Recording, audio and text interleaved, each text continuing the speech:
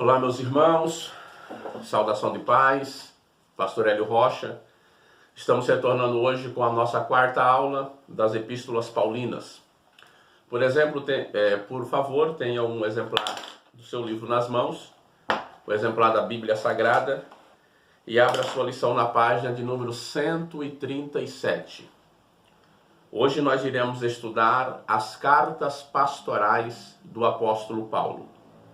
Paulo escreveu 13 livros dos 27 livros que nós temos no Novo Testamento. E desses 13 livros que Paulo escreve, conforme eu já expliquei, 3 cartas são chamadas de cartas pastorais, que são as cartas 1º e 2º Timóteo e as cartas de Paulo a Tito. Porém, hoje nós iremos estudar 1º e 2º Timóteo. A princípio e a rigor, eu preciso lembrar e informar a você que o apóstolo Paulo, ele vai conhecer Timóteo no período da sua segunda viagem missionária. Quando Paulo ele está fazendo a viagem missionária junto com Silas, ele encontra e ele conhece Timóteo. Em Atos capítulo 16, dos versículos 1 aos versículos de número 3, os irmãos deram bom testemunho de Timóteo a Paulo. E Paulo resolve levar Timóteo em sua segunda viagem missionária junto com Silas para conhecê-lo melhor e poder amadurecer a Timóteo, que era um rapaz, era um moço. Timóteo ele era filho de pai grego, né? O pai de Timóteo era grego, porém a mãe de Timóteo era judia. Era a irmã Eunice. E a avó de Timóteo também era uma serva de Deus, Loide. Então ele era judeu, ele era filho de pai grego, porém sua mãe era judia. A mãe de Timóteo era a irmã Eunice. A avó de Timóteo era Loide. E ambas eram servas de Deus. E o pai de Timóteo era um grego. E na segunda viagem missionária de Paulo, Paulo conhece Timóteo e leva Timóteo junto com eles, Paulo e Silas, na sua segunda viagem missionária. Timóteo era um rapaz muito novo, gente boa demais da conta, Timóteo. Pense no menino, um menino exemplar, Timóteo. Paulo vai dar alguns conselhos a Timóteo, né?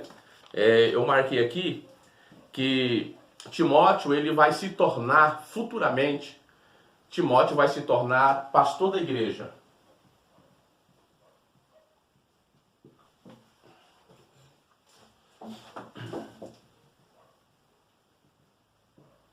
Pastor da igreja de Éfeso. E é aí que Paulo vai escrever esta carta pastoral a Timóteo, quando Timóteo vai se tornar pastor da igreja de Éfeso. Éfeso foi uma das igrejas abertas pelo apóstolo Paulo no período das suas viagens missionárias. Nós temos aqui algumas informações sobre Timóteo, eu queria que você marcasse aí. Primeira informação que nós temos de Timóteo é que Timóteo era jovem. E aí Paulo vai tomar a palavra e vai dizer para ele: ó, Timóteo, ninguém despreze a tua mocidade. Então, era um rapaz novo, que havia tido um encontro com Deus, com Cristo, conheceu Jesus, e Paulo agora está formando ele, para que ele seja pastor de uma igreja, e ele vai se tornar pastor da igreja de Éfeso. Segunda coisa importante que nós precisamos aprender com Timóteo, é que Timóteo era um rapaz tímido. Pense no menino tímido, era Timóteo, né? Lá em 1 Coríntios, anote aí a referência, capítulo 16 e verso de número 10. E aí nós temos também 2 Timóteo, capítulo de número 1, verso 7 e verso 8. Ele era jovem, a referência está em 1 Timóteo, capítulo 4 e versículo de número 12. Então nós temos aqui que Timóteo ele era jovem. Segundo, Timóteo era tímido. E terceiro, Timóteo era enfermo.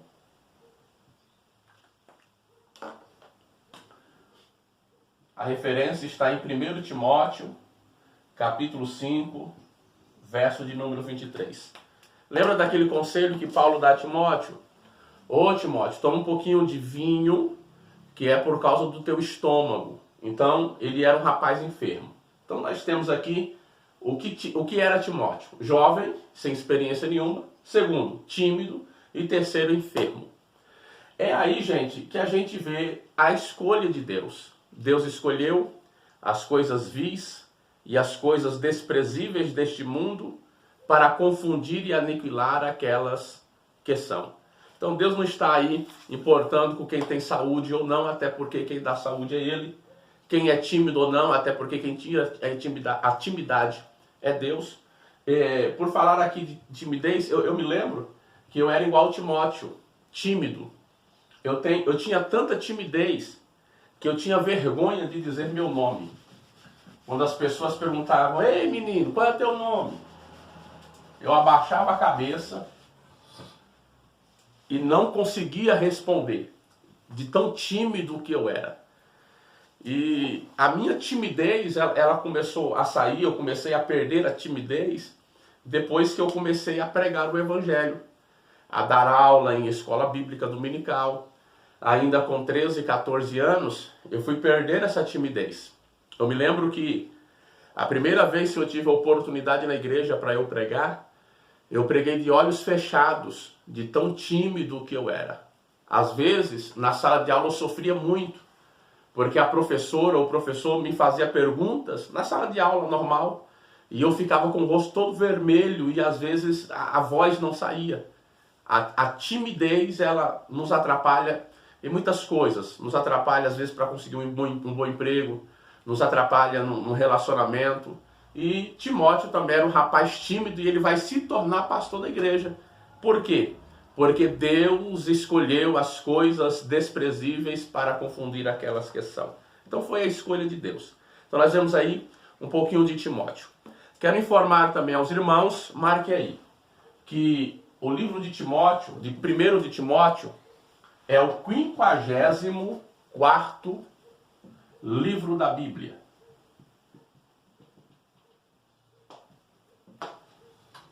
O livro de Timóteo, de 1 Timóteo, ele é composto por 6 capítulos. E ele é formado por 113 versículos. É uma carta pastoral, em que Paulo ele tem um teor pastoral que vai falar com Timóteo, pastor da igreja de Éfeso. Página de número 137, por gentileza. Nós vemos aqui que Paulo vai tratar, na primeira carta a Timóteo, ele vai falar muito sobre a devoção cristã. Devoção cristã. E ele vai ver esta devoção cristã e os deveres da mulher cristã. Deveres da mulher cristã sobre 4 aspectos. Quais são esses aspectos que Paulo vai tratar? Página de número 137. Paulo vai tratar da visão. Segundo lugar, Paulo vai tratar do espiritual. Em terceiro, Paulo vai tratar sobre o aspecto conjugal. E em quarto lugar, Paulo vai tratar sobre o aspecto moral. Então, 1 Timóteo, a carta de Paulo a Timóteo, ele trata muito da devoção cristã. Ele vai tratar muito sobre os deveres de uma mulher cristã, sobre 4 aspectos: visão, o aspecto espiritual, o aspecto conjugal e o aspecto moral. Página de número 137, nós temos aí o exemplo da devoção cristã. Por gentileza, devoção cristã, está aqui. E devoção cristã, Paulo ele vai dar 4 informações para nós com efeito da nossa devoção, do nosso devocional diário que nós temos que ter com Deus. Ele trata isso no capítulo 2 e no versículo de número 1. Então, 1 Timóteo, capítulo 2 e o verso 1. O que está escrito lá? Está escrito assim: antes de tudo, pois, exorte que se use a prática de súplicas, orações, intercessões, ações de graças em favor de todos os homens. Na Bíblia corrigida, a palavra súplicas está deprecação. Deprecações. Página 138, no primeiro parágrafo, no primeiro tópico, nós temos aí, né, como é que nós devemos nos comportar. Quando nós formos orar a Deus, né, Paulo está ensinando Timóteo que, antes de tudo, se use a prática. Seja prática em fazer deprecações. O que é deprecação, pastor? É uma súplica de perdão.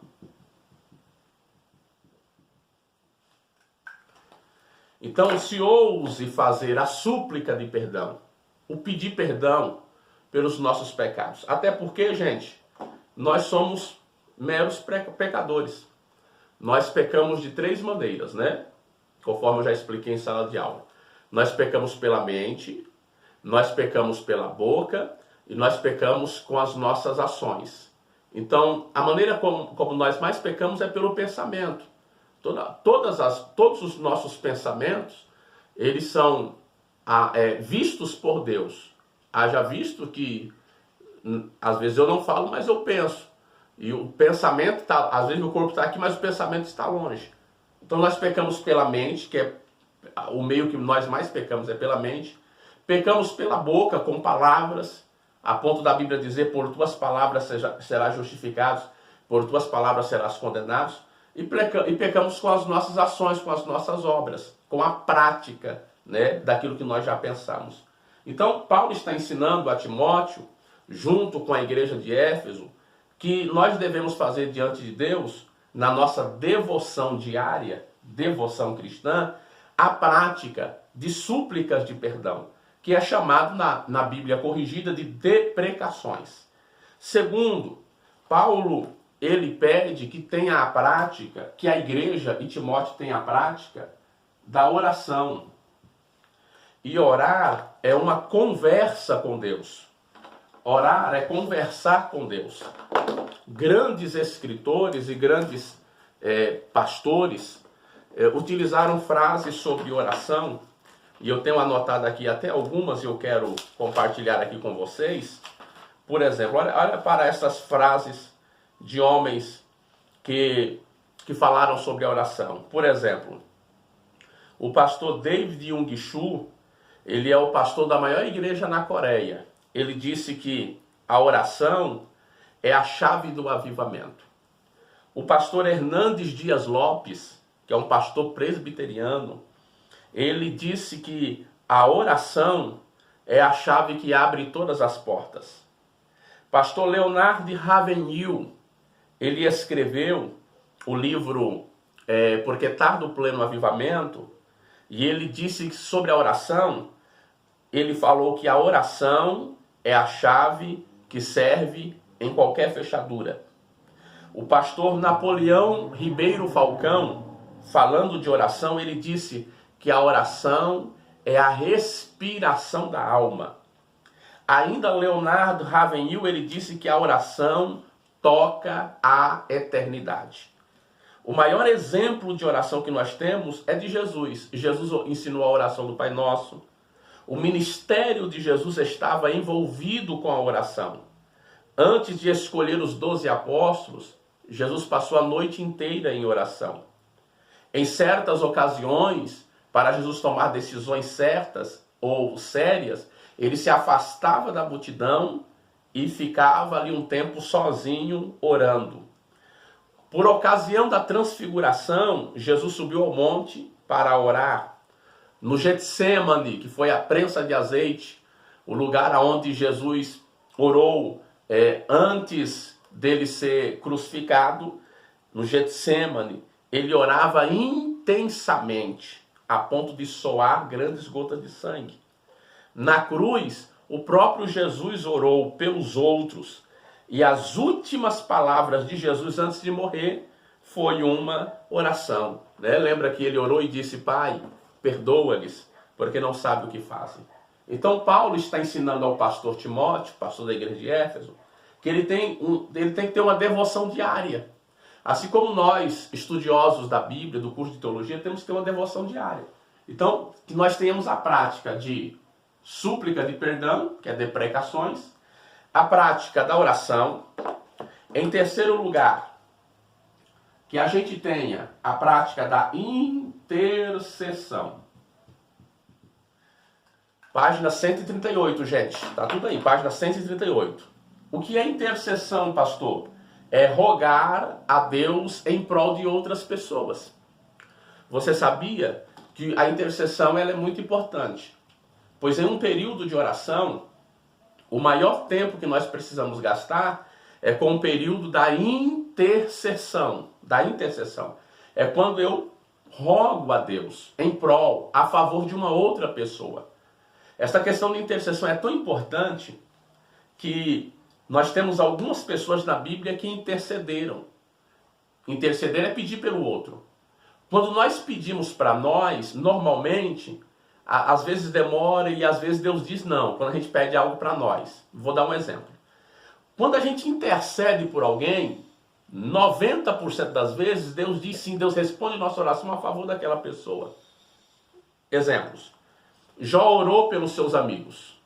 E enquanto Jó orava pelos seus amigos, Deus mudou o quadro de Jó. Então ele intercedia pelos seus amigos. Tudo que Moisés pedia a Deus, Deus fazia em prol do povo. Um dia o povo estava com sede e disse: Moisés, queremos beber água. Aí Moisés intercede pelo povo. Deus, o povo quer beber água, o que eu faço? Deus disse: toque na rocha. Moisés tocou e saiu água. Outro dia o povo estava com fome, queria comer carne. E aí Moisés intercede: Deus, o povo quer comer carne, o que eu faço? Deus disse: vou mandar carne agora. E Deus mandou codornizes. Intercessão. Quando Moisés intercedia pelo povo, Deus respondia com sim. Deus, o povo está com o sol está escaldante, vai fazer o quê? Aí Deus mandava uma nuvem e fazia sombra.